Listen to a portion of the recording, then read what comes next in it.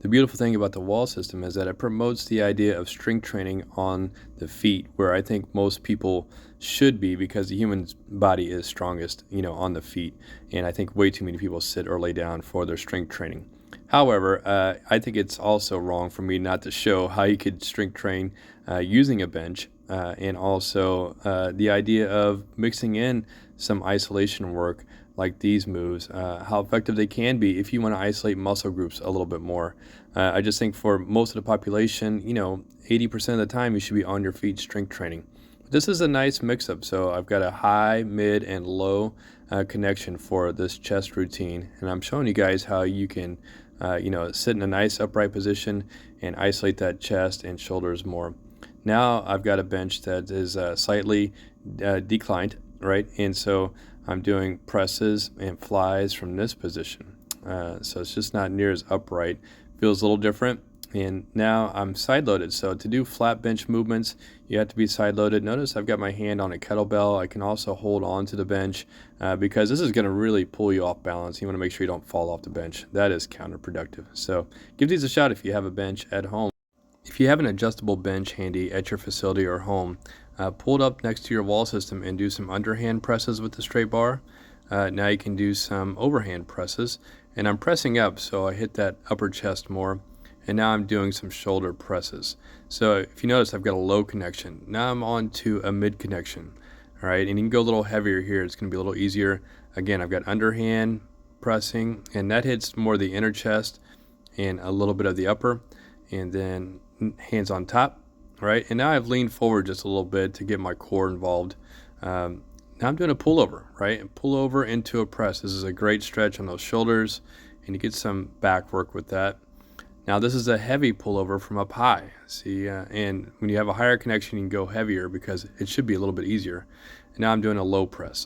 If you have an adjustable bench handy, here's what a seated row looks like with one wall unit. I have two black bands connected, and I'm really squeezing that back. Now here's what it looks like with a Pro package. I've got one band on each wall unit. So this feels about the same. It's just a matter of what version you have at home or at your facility. Now I've got a high pull. All right, this feels really good.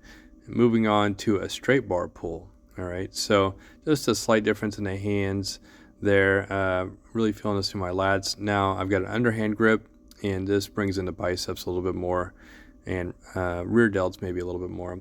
Now I'm leaning forwards, okay, and so my core has to work a little bit harder because I don't have the support of the bench here.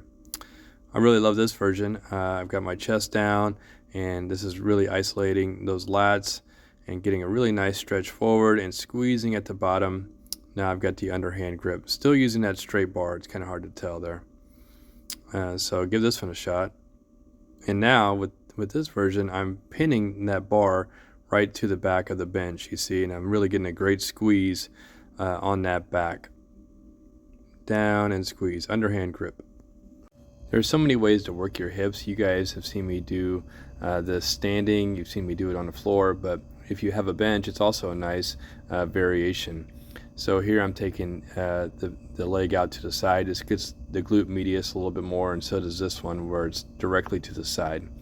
And so it's nice. It gives you a little travel there because you're elevated. And now I'm doing some hamstring curls. So I'm just trying to stay real still with my body and curling, that heel back. Now we're doing some abduction, right? So working the outside of the hip. But these same three moves you've seen me do on the floor before. It's comfortable on a bench. I won't deny it. So it's a good way to mix it in. Here's some leg extensions. Usually you see me doing these standing. So that opposite leg gets some stability work, but this isolates a little bit more on that quadricep. Here's a little leg press. So from there, I've got my quad squeezed, and I'm just trying to raise that toe. Now we're doing some adduction, right? Inner thigh. First one is a pull across, now a raise, and then a press. So these burn so good. Here's how you can use an adjustable bench, not only to get into your squat position easier, but also as a gauge for how low you want to go, and as a spotter, just in case your legs don't feel great or something gives out, dare I should say, with your legs. You have something behind you to catch you. But first one was a higher squat, and now I'm going even lower here. See that?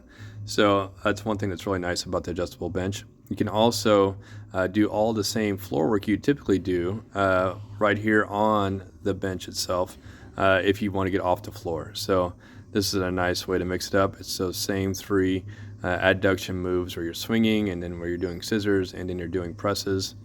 And now I'm just doing some hamstring work and some low ab work. Also some adduction work still. Using the adjustable bench today to work the arms. First one is a concentration curl. I love this move, really isolating those biceps. Now we're moving on to a curl and a kick. So biceps up and triceps back.